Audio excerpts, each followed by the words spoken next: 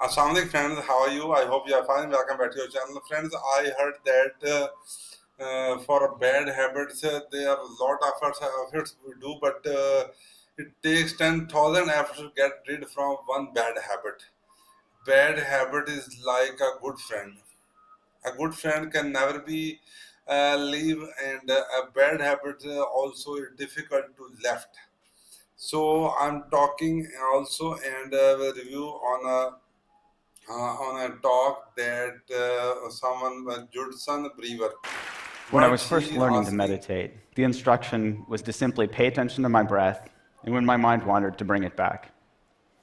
Sounded simple enough, yet I'd sit on these silent retreats, sweating through t-shirts in the middle of winter. I'd take naps every chance I got because it was really hard work.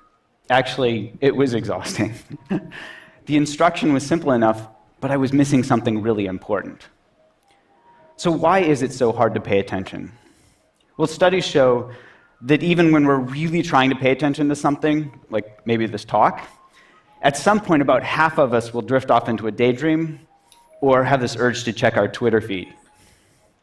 So what's going on here? It turns out that we're fighting one of the most evolutionarily conserved learning processes currently known in science, one that's conserved back to the most basic nervous systems known to man. This reward-based learning process is called positive and negative reinforcement and basically goes like this. My name is Vanna Jarabek. I am a realtor, wholesaler, and real estate investor here in Seattle, Washington. We see some food that looks good. Our brain says, calories, survival. We eat the food, we taste it, it tastes good. And especially with sugar, our bodies send a signal to our brain that says, remember what you're eating and where you found it.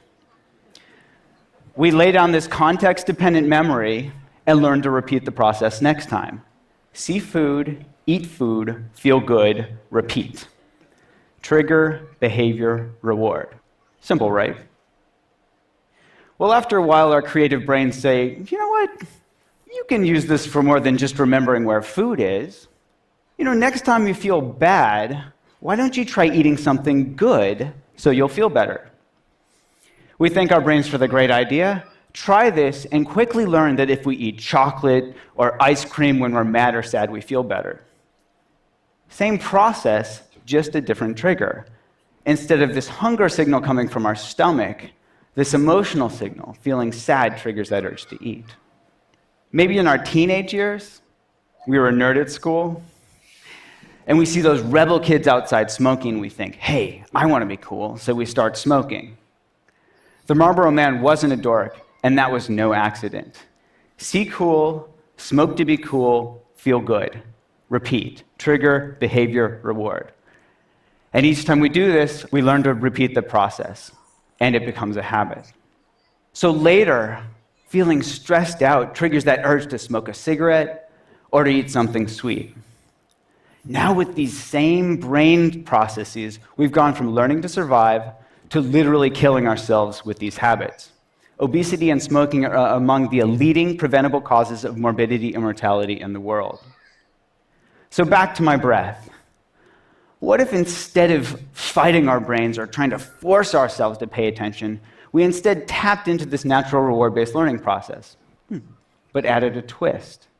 What if instead we just got really curious about what was happening in our momentary experience? I'll give you an example. In my lab, we studied whether mindfulness training could help people quit smoking. Now, just like trying to force myself to pay attention to my breath, they could try to force themselves to quit smoking. And the majority of them had tried this before and failed, on average 6 times. Now, with mindfulness training, we dropped the bit about forcing and instead focused on being curious. In fact, we even told them to smoke. What? Yeah, we said, go ahead and smoke. Just be really curious about what it's like when you do. And what did they notice? Well, here's an example from one of our smokers. She said, mindful smoking smells like stinky cheese and tastes like chemicals. Yuck. Now, she knew cognitively that smoking was bad for her. That's why she joined our program. What she discovered just by being curiously aware when she smoked was that smoking tastes like shit. Now, she moved from knowledge to wisdom. She moved from knowing in her head that smoking was bad for her to knowing it in her bones. And this spell of smoking was broken. She started to become disenchanted with her behavior. This is amazing thing that bad habit, to get rid from bad habit, it's too difficult. It's too difficult, but you can overcome on it by an effort. Now, the prefrontal cortex, that youngest part of our brain from an evolutionary perspective, it understands on an intellectual level that we shouldn't smoke. And it tries its hardest to help us change our behavior, to help us stop smoking, to help us stop eating that second, that third, that fourth cookie. We call this cognitive control. We're using cognition to control our behavior. Unfortunately, this is also the first part of our brain that goes offline when we get stressed out, which isn't that helpful. Now, we can all relate to this in our own experience. We're much more likely to do things like yell at our spouse or kids when we're stressed out or tired, even though we know it's not going to be helpful. We just can't help ourselves.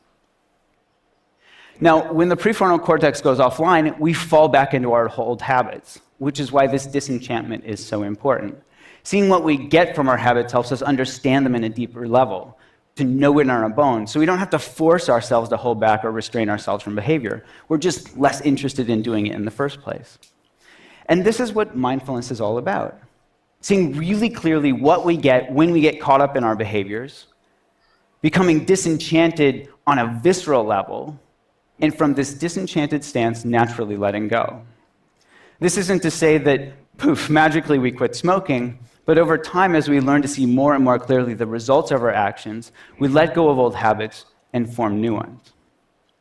The paradox here is that mindfulness is just about being really interested in getting close and personal with what's actually happening in our bodies and minds from moment to moment. This willingness to turn toward our experience rather than trying to make unpleasant cravings go away as quickly as possible. And this willingness to turn toward our experience is supported by curiosity, which is naturally rewarding. What does curiosity feel like? It feels good. And what happens when we get curious? We start to notice that cravings are simply made up of body sensations. Oh, there's tightness, there's tension, there's restlessness, and that these body sensations come and go. These are bite-sized pieces of experiences that we can manage from moment to moment, rather than getting clobbered by this huge, scary craving that we choke on. In other words, when we get curious, we step out of our old fear-based reactive habit patterns and we step into being. We become this inner scientist where we're eagerly awaiting that next data point. Building AI agents that can speak is now easier. It's true that we can get rid from our bad habit and we can control our habit as he is talking. That when we start to get rid from bad habit, it will be difficult. But with the passage of time, over the period of time, it will be more easier to overcome on it. And first craving was difficult. There was become create sensation, but with the passage of time, sensation will come for craving, and slowly it become minor and become minimal, and ultimately it will become zero. And this is a way, a scientific way to overcome, and we become scientists of our own body. And this is a very simple way as he talking. And don't forget to watch my channel, for such kind of video. Like this video if you like it, and hit the like button, support my channel, and comment for further this kind of video, for sort of video. And thanks for watching. Have a good day. Have a nice day. Goodbye.